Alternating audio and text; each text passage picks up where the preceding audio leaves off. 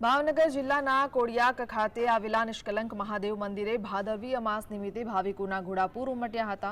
મોટી સંખ્યામાં શ્રદ્ધાળુઓ ગઈકાલ રાત્રેથી જ કોડિયાક ખાતે આવી પહોંચ્યા હતા। તંત્ર દ્વારા શ્રદ્ધાળુઓને સવારે દરિયામાં જવાની અનુમતિ આપવાની સાથે શ્રદ્ધાળુઓ આસ્થાભેર ભગવાનને ભેટવા માટે દોડ્યા હતા અને સમુદ્રમાં સ્નાન કરી નિષ્કલંક થયાની અનુભૂતિ કરી હતી।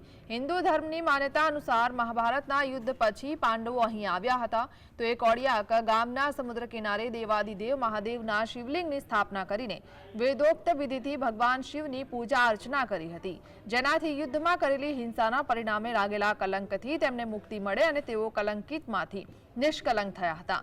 તેથી જ આ મહાદેવ નિષ્કલંક મહાદેવ તરીકે ઓળખાય છે। પાંડવોએ સ્થાપેલી 5 શિવલિંગ અહીં હાલ મોજૂદ છે।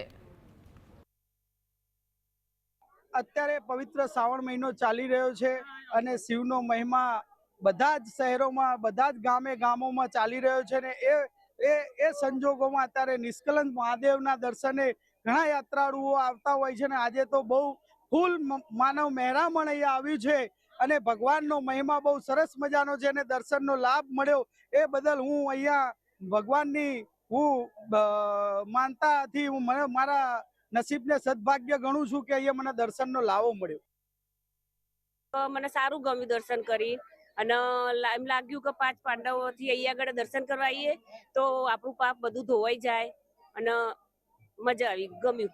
એટલા દૂરથી અહીંયા આવ્યા કેવું લાગી રહ્યું?